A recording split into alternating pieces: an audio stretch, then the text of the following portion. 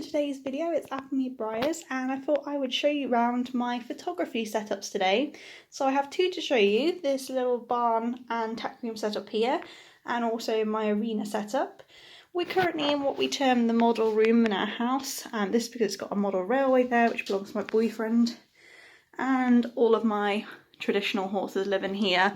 Don't worry, they are in a cabinet, but I do move the doors around so that they get some sunlight time. So without further ado, we'll start off by having a closer look at the barn and tack room. Welcome to my barn / stable and tack room setup. Today I thought I'd give you a little tour so you could see it in a bit more detail, but essentially this is a three-sided wooden box with a wooden base. So the three sides of the wood I've stained with wood stain, and then the bottom I used acrylics and just sponge painted to make it look like a concrete base. Then once I made kind of the outside of the frame, we then made this stable. So the stable is made from a few pieces again of wood that is just slotted into the corner to make a stable, and I've made the kind of railings out of wooden dowel and painted them all black. It's not 100% straight, as you'll see from this angle. I'm not the best at woodwork, and these were cut a little bit wonky in places, but when it's taking photos it doesn't matter too much. I make sure the angle always looks alright for it. So we'll start off here, and I've put my little duende in the stable so you can kind of see the perspective for it. So starting off with the stable, I just put some normal shavings down in there to kind of give the impression of a shavings bed. We have here a little horse ball toy that I made from clay, just painted it red and popped it on a string so that it looks like we've got some enrichment in there.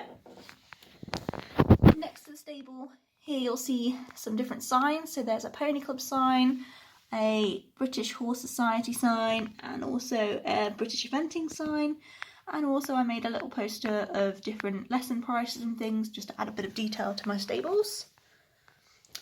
Moving down here we have our resident yard animals. So we have Fenton, the Australian Shepherd dog. I've had him literally for about 10 years. He's been part of the collection for a while, but it's nice to get him out for photos.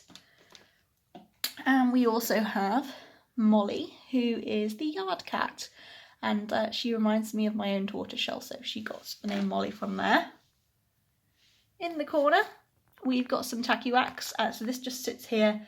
Essentially I will move it around when I am taking photos, but it's really handy for if I need the riders to hold anything, so hold things like brushes, hold lead ropes, stand in weird positions. So I would recommend, if you are taking model horse photos or any kind of performance showing, getting hold of some tacky wax, because it's quite useful stuff, although I have a love-hate relationship with it because it's a nightmare to get off, particularly if it gets in the horse's air holes. That can be fun to get out.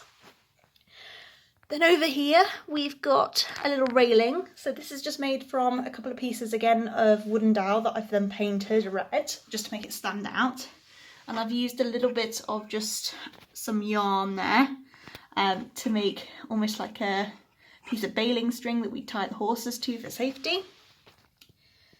Down here we've got the grooming kit, which is just the regular Breyer grooming kit, but I like using it in photos in the stables because I usually do some kind of horse care. And I've popped some shavings down on the bottom there too, so you can just make it look a little bit messier and a bit less planned, I guess. Moving across a little bit, we're into the tack room side of the photography setup. So down here we've got some of my head collars on a little wooden dowel rail, and above there's a little poster I cut out of different types of grooming brush, some hats on the floor, and then there's a little poster about the yard chores, just to try and bring it to life a little bit basically. In regards to halters, someone did ask if I would make a head collar tutorial, which I am planning to do. So hopefully I'll film that over the next couple of weeks. These are just a few of my head collars. I actually have a large selection that live just over here. So it means whatever model I'm using, I can usually find a good head collar to fit them. I've got so many. Down here, I've got a little chair thing that I painted in some funky colours, and we also have a Halloween pumpkin that again I made just from some dry clay and painted, so I used that in some Halloween photos just for a bit of fun. Behind that I made some little posters, so I've got a little show jumping picture here, so this was just a cutout from a magazine, just the right size, so I cut that out and used that. Then I printed off this little skeleton poster, and we've also got a Points of the Horse poster as well. So I feel like those were the posters I'd see quite a lot in my own barn when I was learning to ride, so I thought I'd replicate those. Down here we've got a few mini Winnies which work out really nicely as pretending to be traditional scale model horses for the riders. So I sometimes use those for some photos. Then we've got the vet kit next to it, so a vet box, some wormer, bandaging, and you'll just make out in the corner there, there's lots of different types of boots. So I've got some travel boots and also different types of brush boots and things like that in the bottom. Up here's where I keep some of the rugs. So essentially the rugs are on a little rail that is again just some doweling that's painted grey. Lots of different types of rugs there. We've got Rambo rugs, Newmarket rugs, and also just some travel rugs, and I also popped one of the riders' coats on there as well that was getting in the way. Down this side is where I keep all the tack, so I actually have too much tack to just store all completely here, so some of it is in the cupboard. But essentially we have our dressage saddle, a jumping saddle, another jumping saddle, numner, some martingales, and a western saddle tucked away right in the corner there. These are all saddles that I've made, and I really like having them in the tack room. I think it looks really nice. Unfortunately, when I was designing the tack room, I didn't really leave enough space between saddles so they don't all fit on perfectly, but it does the job for photos. And then down here we also have some more posters, so there's points of the bridle, types of bit, and points of the saddle as well. Again, the kind of posters that you'd expect to see in a tack room. Then we have the bridles, so there's a few different bridles on there. Again, these are all ones I've made, and I've just popped them on a little rail similar to the one the head collars are on, which is just a piece of wood that I've painted red and then popped some little dowel pegs on. So there's a dressage bridle, a western bridle on there, a normal just English bridle, and another English jumping bridle. So that gives you an overview of the photography setup for my stable and also for the tack room. I keep the Breyer riders usually just lying on the floor in there, so I've kicked them all out for this particular tour, but as you can see there's quite a few of them. Again, I invested in some riders because I thought it made much better storytelling for my photography. I do wish the Breyer riders were a bit more realistic. As you can see, the newer ones, unfortunately, they have massive heads and a bit funky eyes.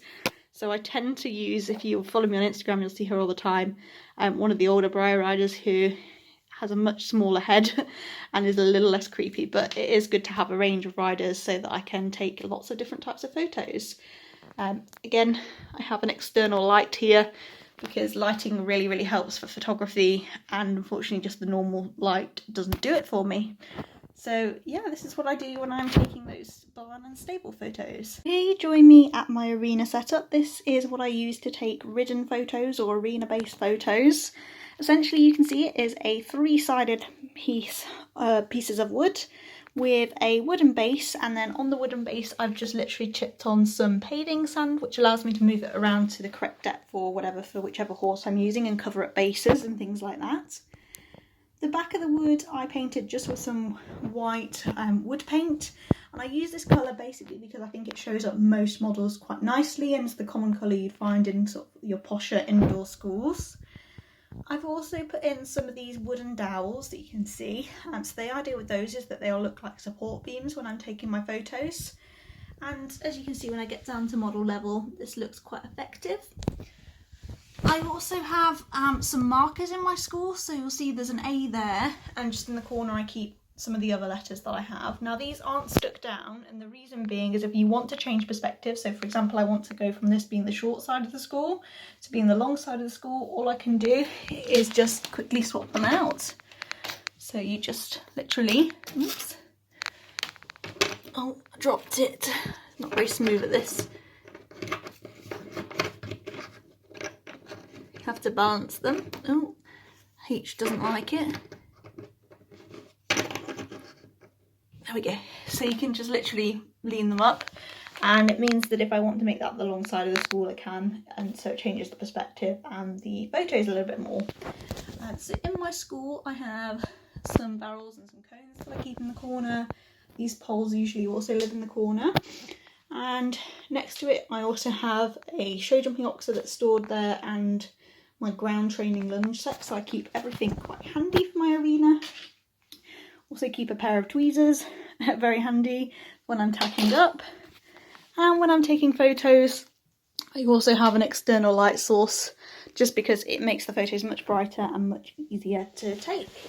So this is really easy to put together. It just took myself and my boyfriend, who is a bit more skilled at woodwork than me, a few days. But it was so worth building. It means that I have somewhere really nice to take photos indoors, and particularly in the UK that's really important as it rains here a lot, especially in the winter. So I'm very lucky to have this as part of my photography setup. Now you've seen both of the photography setups, I thought it'd be quite cool if you came along with me and we took some photos together. So first of all, I've set up this little scene which has Cloud's encore and tour in the stable. We've got Austin, one of the riders, holding out an apple for her, which I've just used tacky wax to secure in place. Fenton the dog's at his heel. So we could take a number of different shots. We could take one that showed all of the scene, but I actually quite like this angle of him offering out the apple, so I'm going to go ahead and take some photos from this place.